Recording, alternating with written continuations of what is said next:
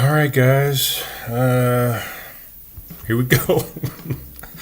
It is what time is it? It's 4:55 in the a.m. and I'm gonna do a podcast. Had a long day yesterday, and by the time I got back to the room here, I was toast. So I said, "Screw it! I'm gonna go to bed, and I'll get up sometime early and do this podcast." So here we go. And I got the GoPro going on over here. I may try and put some video together. I'm looking at my hair though. Fuck. I'm looking at myself in the mirror. I'm sitting in the hotel. I didn't get a Airbnb like I said I was going to. I had some points left for my Hilton Honors rewards program, so I was able to get a hotel for the same price as that I could have got the Airbnb for. So, I figured, what the hell, man? Got free breakfast, got a pool, jacuzzi, all the amenities and stuff. So I figured I should just do that. But man, I got like some Kramer hair going on here. But anyway, what am I going to talk about today? Well, let's talk about it. We, of course, are brought to you by the Keto Dojo. You can go to Facebook, look it up, the Keto Dojo, and just go over there, take a look at it. A lot of people are joining. I can't remember what the number is now. Let's take a look. I think we're somewhere over 400 still. We're at 417, maybe 19, something like that. I'm going to look it up. We're gonna look at it. We're at 417 right now. So get on over there. We're doing some good stuff. Just posted a link to a new video that kind of does some good stuff. Why am I looking at my phone? I don't even know. I posted a video earlier. I'm not even seeing it. Anyway. So the Keto Dojo, get over there on Facebook. Lulu.com. Yes, I wrote a book. I talk about it all the time. It's all fun and games until. It's over there at Lulu.com, Lulu.com. You can self-publish your own works. If you got something that you're working on, a book, a manuscript, you can do a calendar. You can do whatever you want. Just self-publish something, put it up on Lulu.com, and the world can see it. So get on over there, check out my book, and put your own book up there.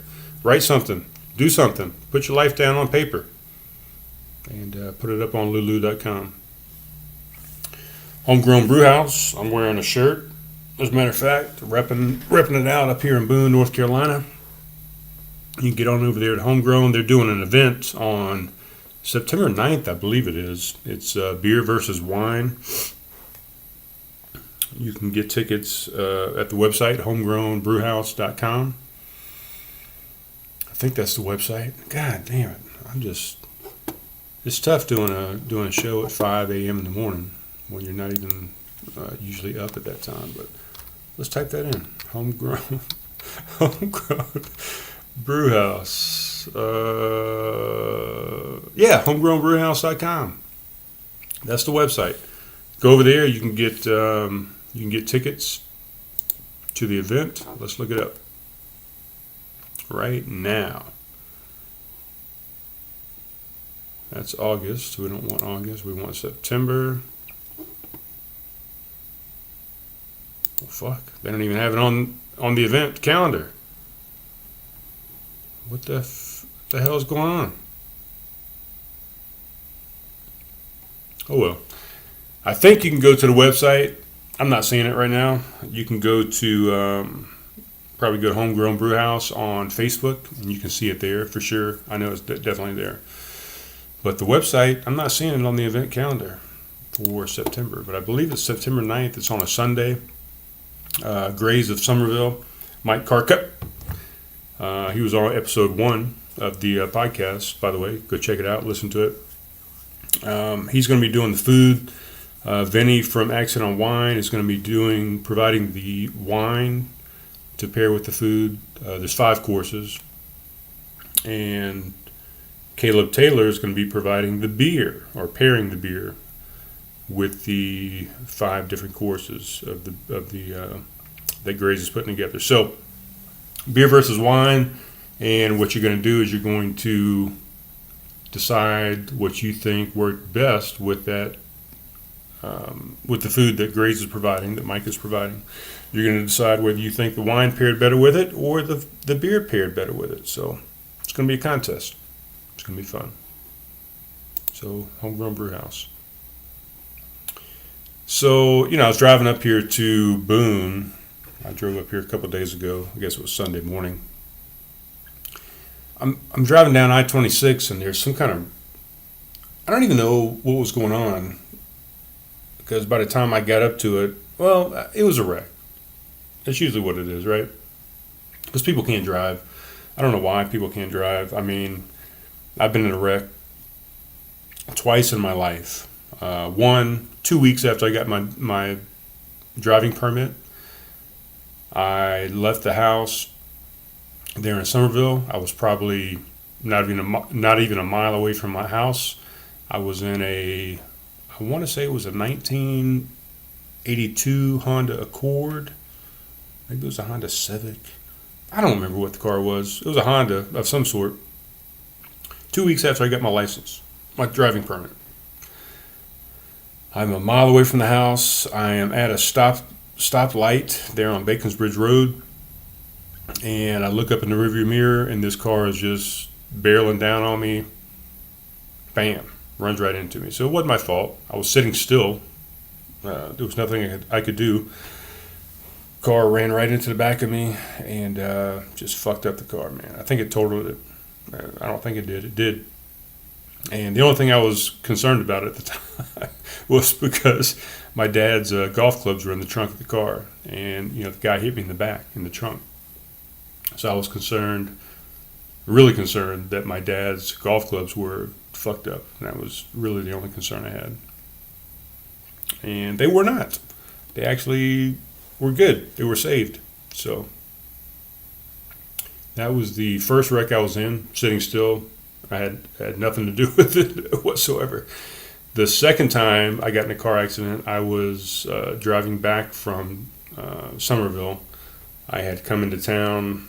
I was living in Valdosta, Georgia at the time with my family down there in the Air Force. We had come up to Somerville for Thanksgiving. And driving back down I-95, I guess it was. Traffic is just crazy. It was a Sunday. Everybody's on the road trying to get back to where they were, or where they came from after the holiday. And the interstate was just jam-packed. And we were going down the fast lane. I don't remember what the speed limit was at the time, but I was probably going a little bit over the speed limit. I was following a little bit too closely to the people in front of me.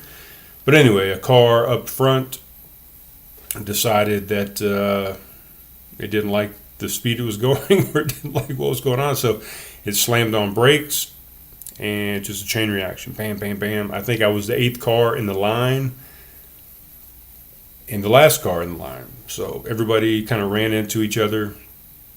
So I ran into the car in front of me because I didn't have enough distance, which I've learned since then that you got to put some distance in between you and the car in front of you, because if that car slams on brakes or something goes haywire, you got to have enough room to brake and to stop. So I did not at this time. I was 8th car in line.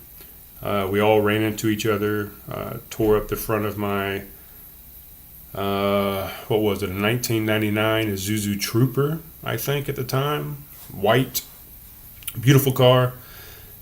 Tore up the front of it, got it towed, and of course got it fixed, and the front end of it was better than it was to begin with. So it was actually kind of a bad thing and a good thing, to be honest. So anyway, that brings back to my story. So I'm sitting in traffic on I-26 coming up here to Boone. And it's just funny to me, man, because you're sitting in traffic. I was in the slow lane, the right lane, and people, even while we're stopped, I mean, we are at a dead stop. Every now and then we move like 5 miles an hour and kind of cruise along both lanes, and people are still weaving in and out of each lane. Even at a dead stop, people are trying to get somewhere faster. People are in such a rush. I just don't get it, man. I don't understand these cars. I mean, I can remember at least 2 or 3 of them that I remember seeing. One was a brand new white Corvette. There was another a pickup truck. At least those 2 cars I remember weaving back and forth for probably 3 or 4 miles that I can recall. They're going back and forth into each lane. They didn't get anywhere any faster. I mean, just stay in the goddamn lane that you're in. Why do you have to weave back and forth? I don't understand it. But they're trying to get somewhere faster. They're in a hurry. They're not even going anywhere. I guarantee you, they're not. All they're doing is going home, or they're going to a friend's house, or they're not going anywhere important. There's not a wedding they're trying to get to. There's not a funeral that they're going to miss. They're just in a fucking big goddamn hurry to get somewhere, and they got nowhere any faster than what I did, staying in the exact same lane that I stayed in the entire time. It's just crazy. And then, I look in the rearview mirror, or even in front of me, and I see these people. They will veer off into the shoulder to try and look ahead and see what's going on. What does that do? What are you going to accomplish? Are you going to get anywhere any faster by veering off into the shoulder and looking ahead? It's not going to help you. You're not going to figure it out. You're not going to get anywhere any faster. You're not going to be able to remedy the problem. All you're doing is looking ahead and making yourself anxious and giving yourself stress about what's going on up front. So veering off into the shoulder and looking ahead is not going to help you at all. Just stay in the goddamn lane. Just fucking sit there, turn on the radio, turn on a podcast. This podcast, as a matter of fact, Craft Conversations, and just relax, man. Just chill out. You're going to get where you're going. You're going to get there eventually. It's not going to be as fast as you want it to be because there's something going on. But veering off, changing lanes, all this stuff is not going to help whatsoever. Just sit there, relax, take a break. This is the time where you can just kind of reflect. You can kind of sit back and just think about some things. Just take a break. Just relax. My brother had actually written a story about this similar type thing. I was in Alaska at the time. This was probably 2007-ish, somewhere around there. But he wrote an article, and it got published in the Post and Courier there in Charleston about the same type of thing. Like, look, don't be changing lanes, don't speed, don't do all these type of things, because you and I are going to get to the same place at the same time. You're going to speed, you're going to be changing lanes, you're going to be blazing past people and going back and forth into the slow lane to the fast lane. And before you know it, you and I are going to be sitting at the same stoplight 10 miles from now. You didn't get anywhere any faster by doing all this crazy shit. And, you're going to cause an accident by doing all that, because you're being a crazy person. So just relax. I actually stole that story and I put it in the Elmendorf newspaper at the base. I pretty much copied the story. I pasted it into a Word document. I changed a few of the words, a few things on it, and I submitted it to the Elmendorf Air Force Base newspaper, and it got published. And yeah, I stole it. I'm not going to lie.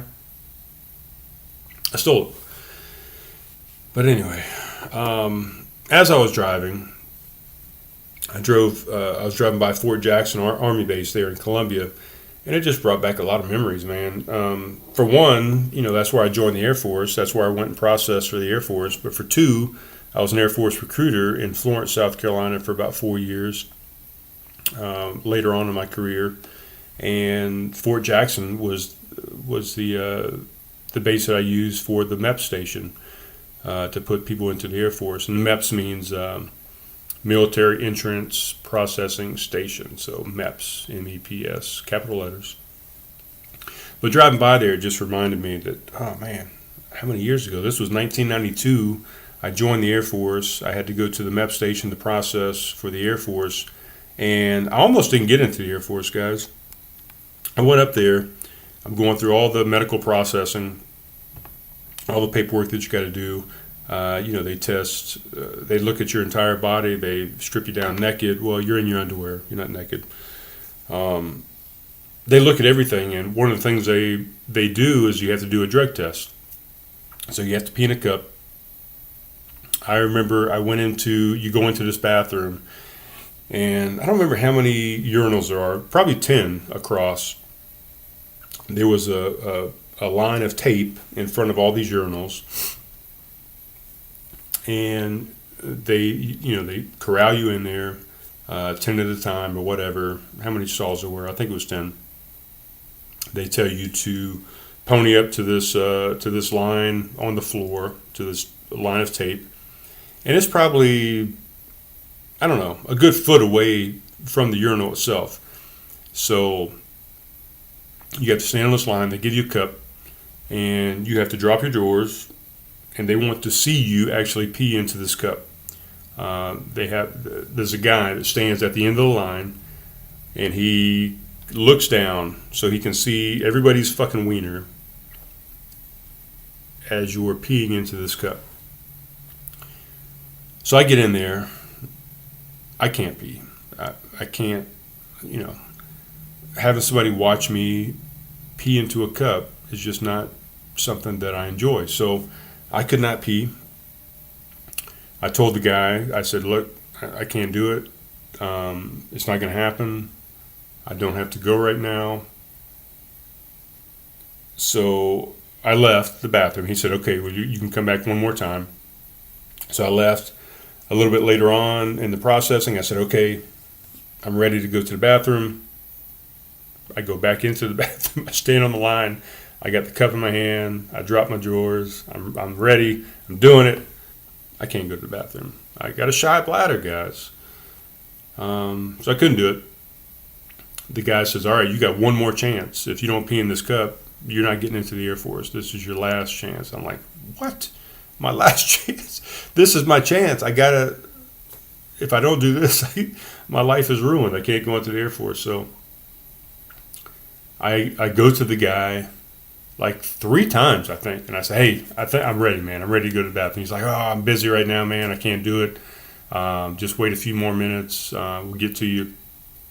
And I know what he was doing. He was trying to make sure that I was definitely ready to go because this was it. This was the last time. 3 times. Third time's a charm.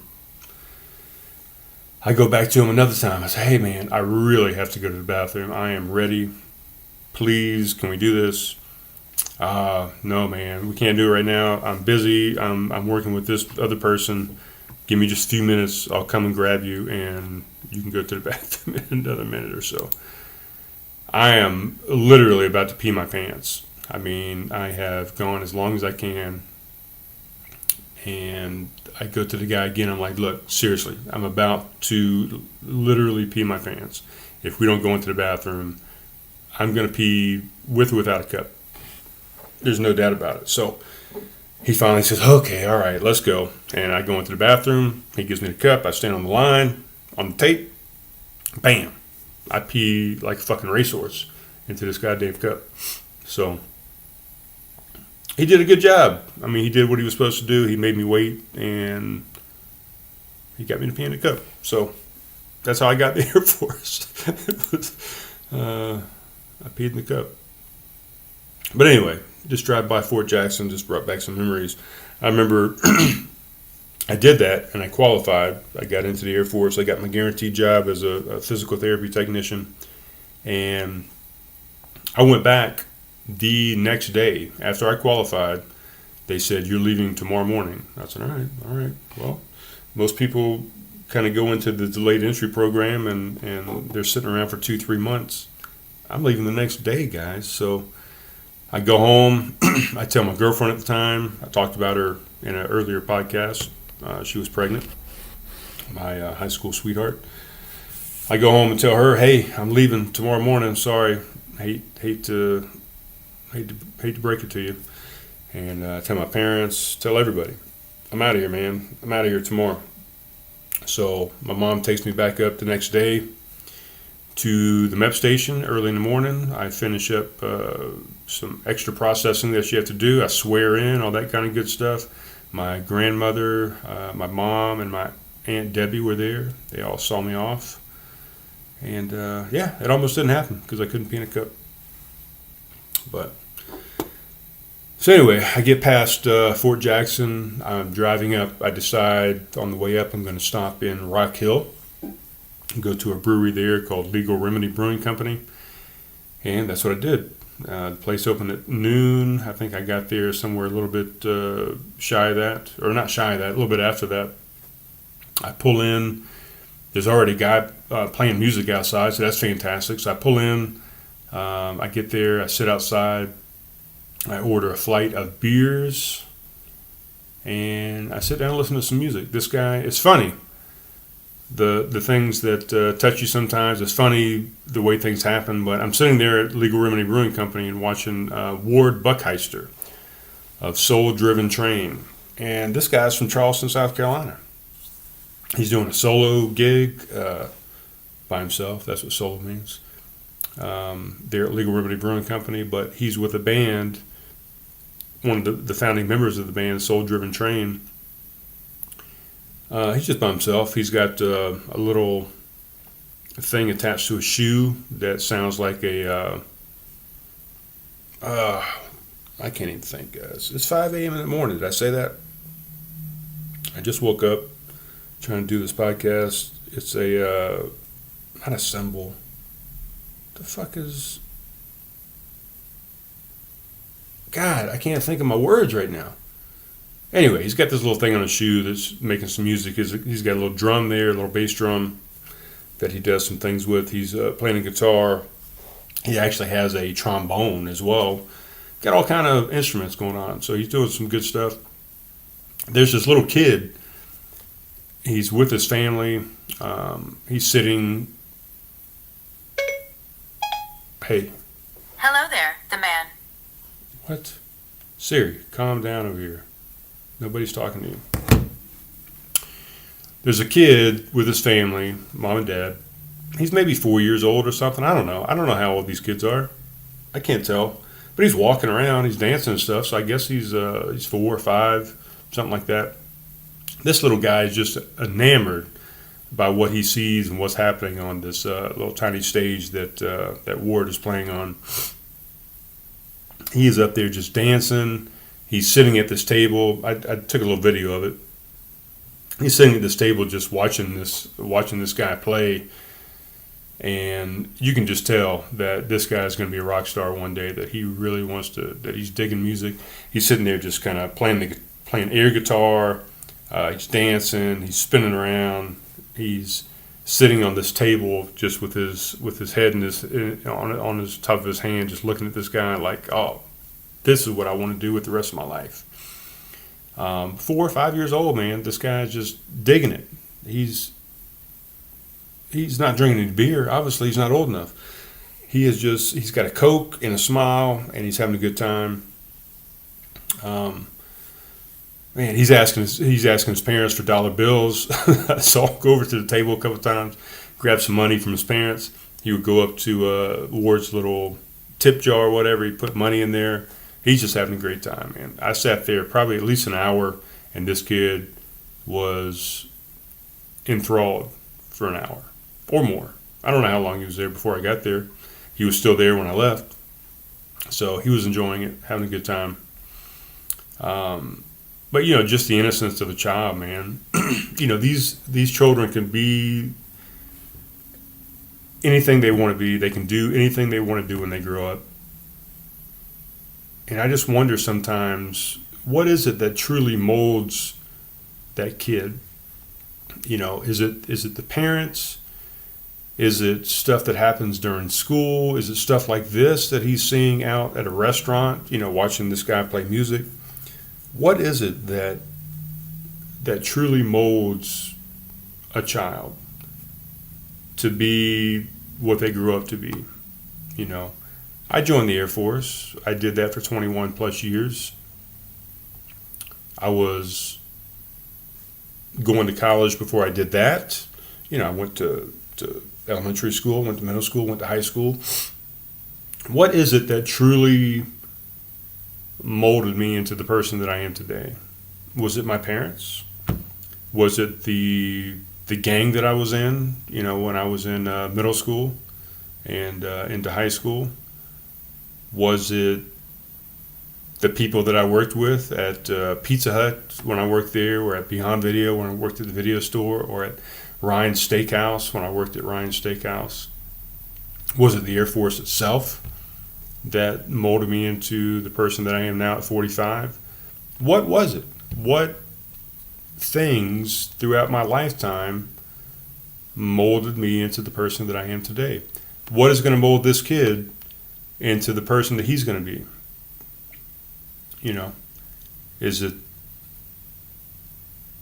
his parents? Is it his grandparents? Is it the friends that he grows up with? Is it this Ward Buckheister of Soul Driven Train that he saw at Legal Remedy Brewing Company?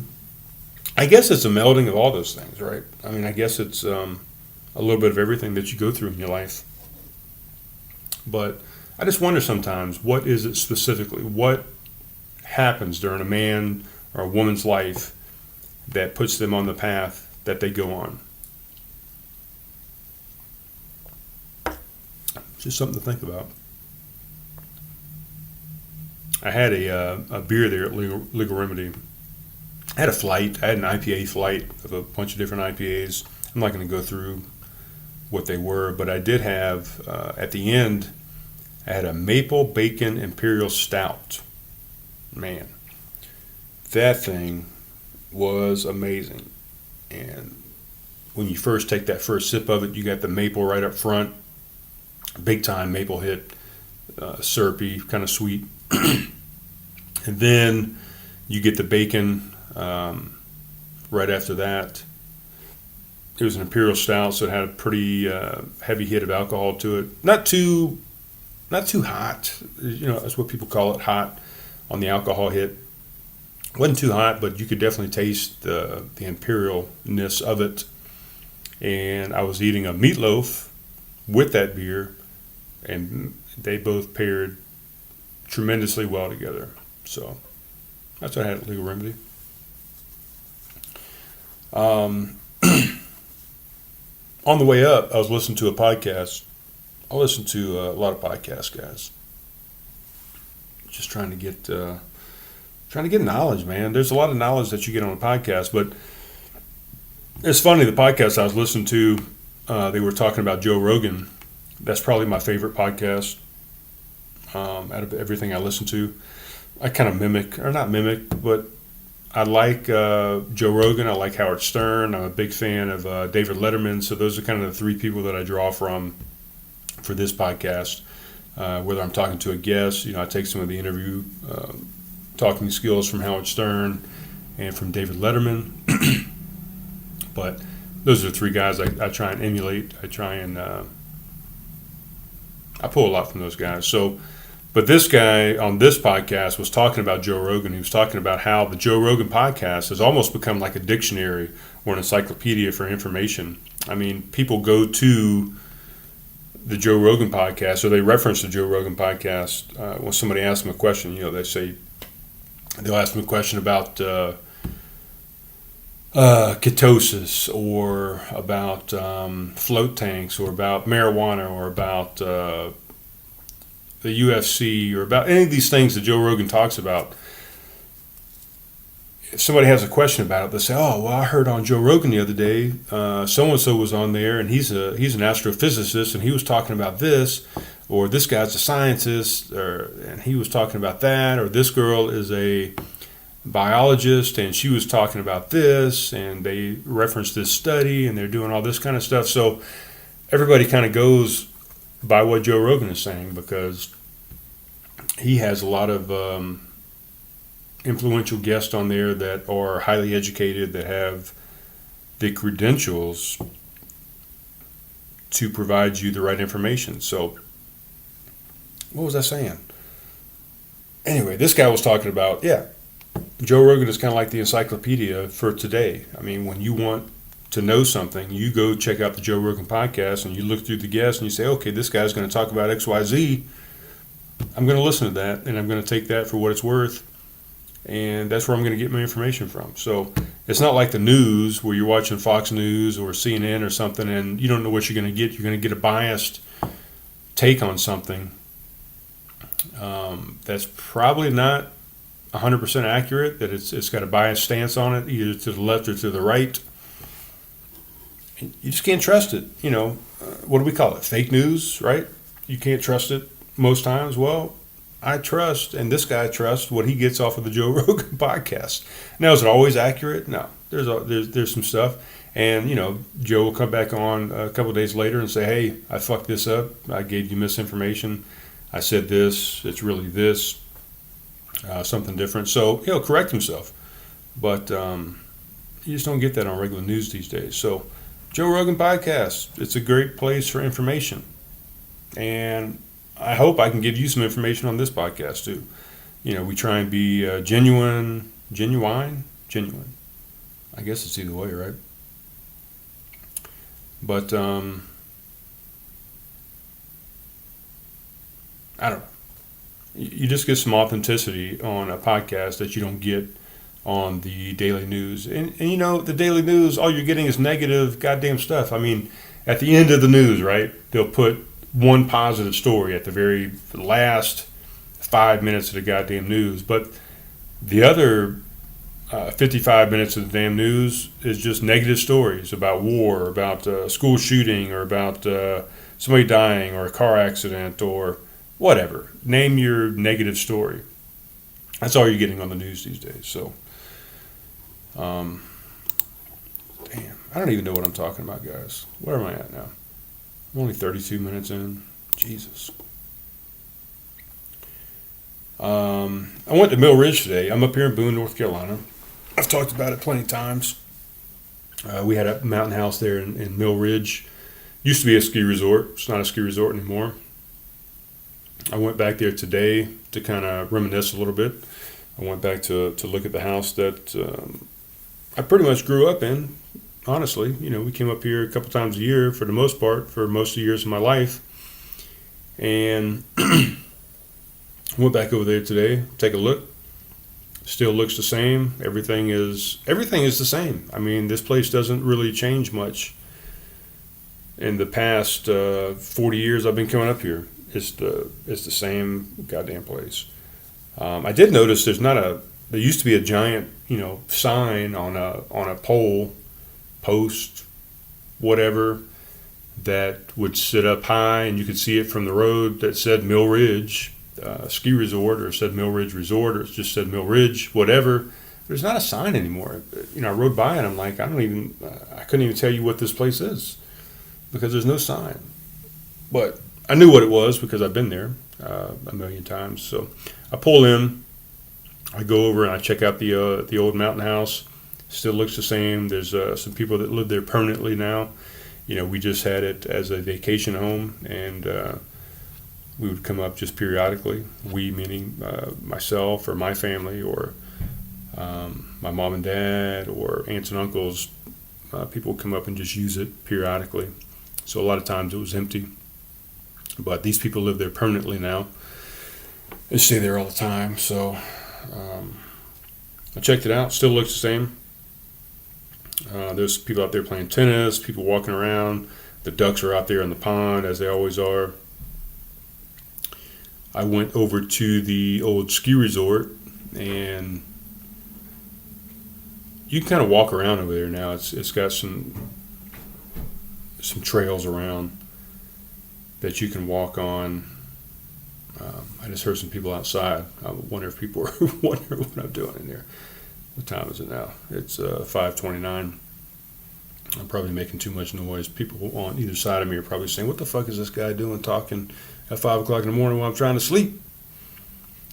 So I went over to the old ski resort, and it's like a nature trail now. So the the bottom and the top of the chairlift are still there. They're kind of overgrown, with plants and trees and stuff, but they're still there as a reminder that it was a ski resort. There's a few chairs from the chairlift kind of sitting there, and same thing, just kind of overgrown. Just a reminder of what it once was. But you can walk around the ski slope now on trails, the same trails that were there as the ski slope, but it's just a nature trail now. So it's kind of cool. But while I was over there, I come around. I walked up the Go For It hill, pretty steep. I walk around one of the trails that used to kind of bring you around and bring you back into the bowl. And there's a house there at the bottom of the ski slope. It's kind of above the chairlift, the bottom of the chairlift down there, where you would actually get on the chairlift to go up to the top of the slope. There's a house there that one of the owners of the ski slope used to live there, the Pitts.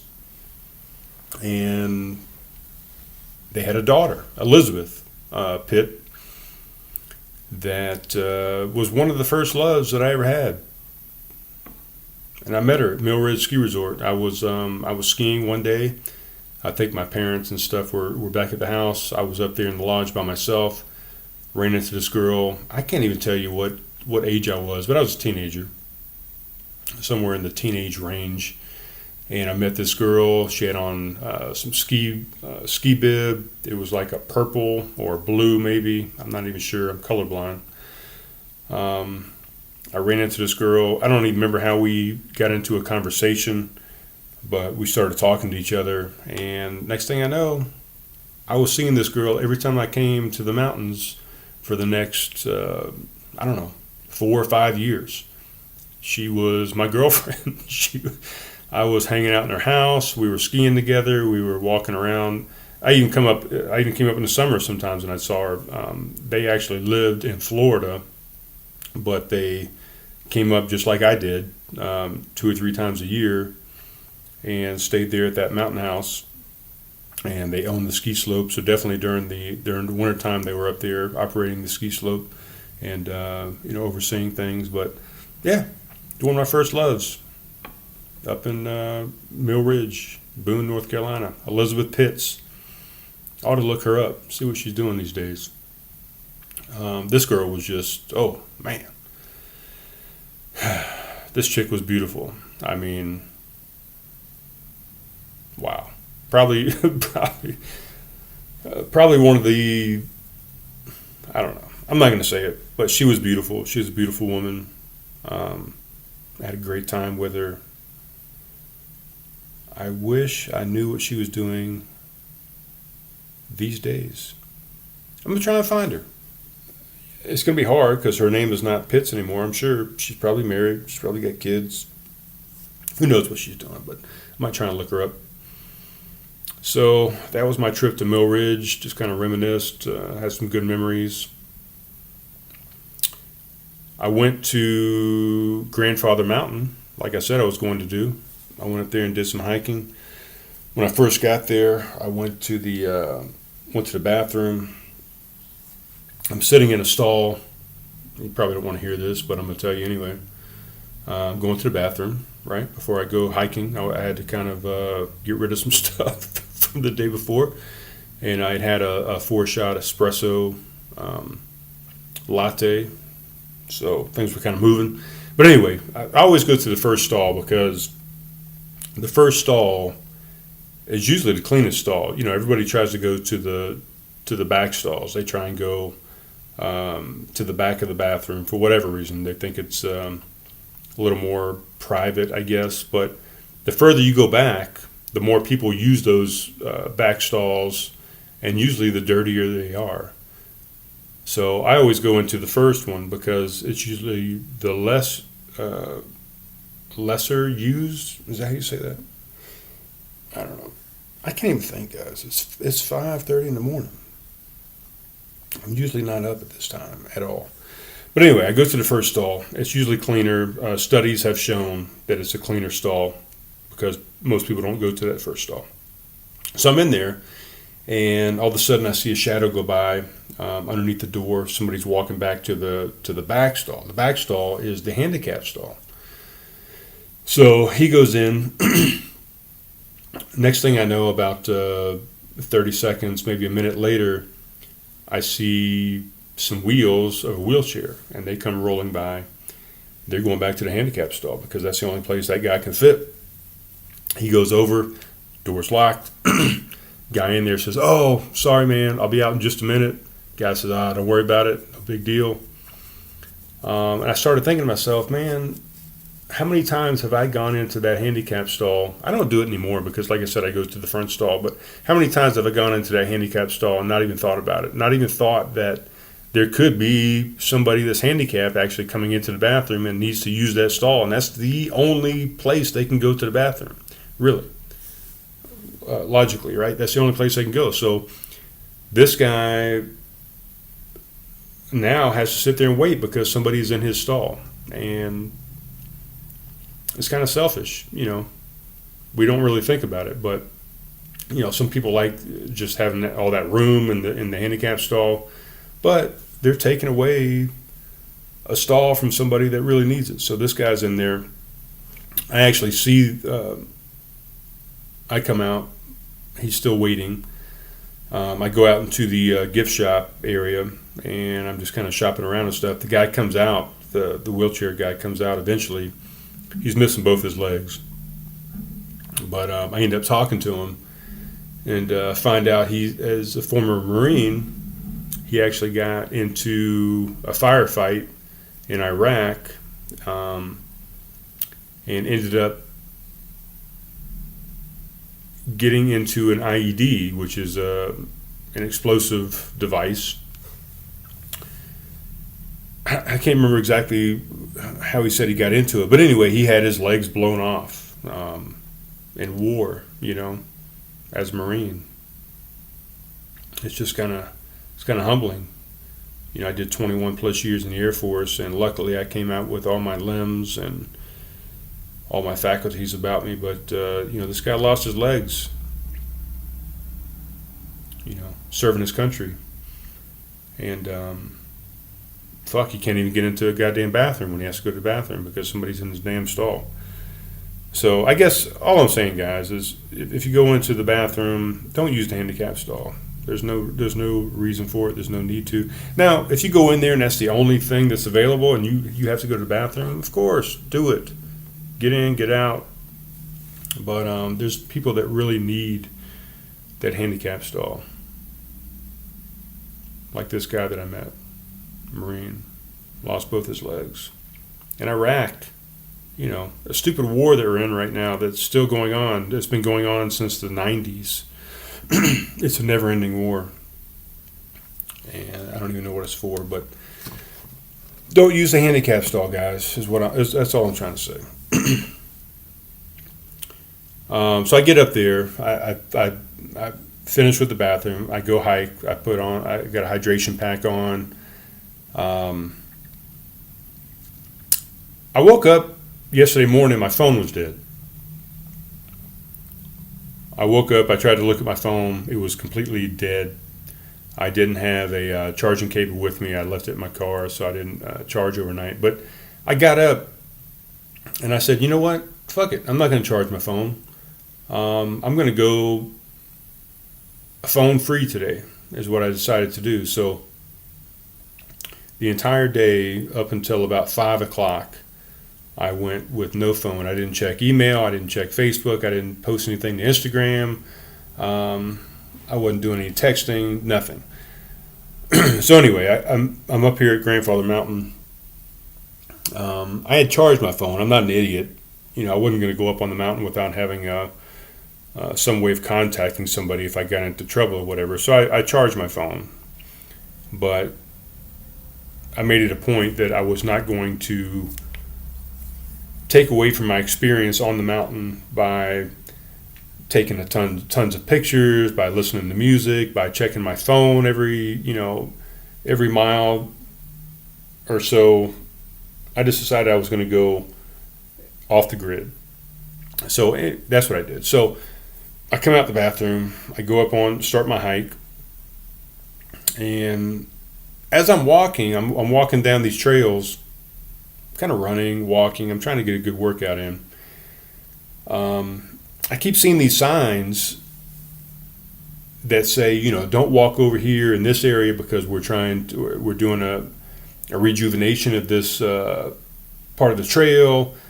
People have walked over here and kind of ruined the landscape and some of these things, some of the plants, some of the grass, whatever has died, and we're trying to rejuvenate it. Whatever, it's a rejuvenation project. And I'm thinking to myself, this whole trail, like the profile trail goes from Highway 105. You can take it and hike it all the way up to Grandfather Mountain. I'm not sure what the distance is on that, 4 or 5 miles or something from the street all the way up to Grandfather Mountain. The part of the trail I did today, I did a mile out and a mile back. But I'm thinking to myself, these people that own Grandfather Mountain, they forged this trail. They made a trail through these woods that people can pay to come up and hike on. Why don't they care about that part of the trail? That part of the trail is not being rejuvenated. It's being walked on all fucking day by people that are paying to walk on it. So they don't care about that part of the trail, but all of a sudden they care about this part of the off trail that's not on the regular path. They care about that as far as rejuvenation. I don't know. It just seems kind of funny to me that we have some sort of rejuvenation program here on this mountain. Why can't I just walk wherever I want to walk? I mean, it's a mountain. Why can't I go off trail and go wherever the fuck I want to go? Why are you keeping me on this one path that you want me to be on, that you made me pay to be on? Why don't you care about that part of the trail? I guess is what I'm saying. It's just kind of funny to me. I don't know. It seems like it's just nature. I should be able to walk wherever I want to walk. Anyway, so I did the trail today. I did a couple miles. I ran the majority of it. I was sweating like a beast. And I pulled up my phone a couple times because I wanted to, I told my son before I went up there today, he called me, and I actually picked it up on my watch because my phone was dead. But I have a Apple Watch that I can still do phone calls and stuff with. So he called me and I said, yeah, I'm off the grid today, man. I'm not going to do anything. I'm not going to even take any pictures or videos up on the mountain because I've been up there a million times. I don't need another memory of it. The memory's in my head, like I talked about last podcast. But I ended up taking some pictures and some video because I had the phone. It was there. By the time I got to the top, to the crest of where I was going, I just said, man, I have to take a picture of this. I have to take a video of this because it's just phenomenal. It's just amazing. So I did that, and yeah, I didn't stay off the grid like I had expected to, but I just had to capture the moment, and it was phenomenal. It was very cool. All right, guys, that's all I'm gonna say, man. It's 5:43 in the morning. I don't even feel like I'm talking very well. But I wanted to make sure I got a video out, or a podcast out. 49 minutes in right now. That's all I got. That's my trip. I'm in Boone. I'm at a hotel. I'm at a Hampton Inn recording. And that's it. This is the Tuesday release. Love you guys. Thanks for listening.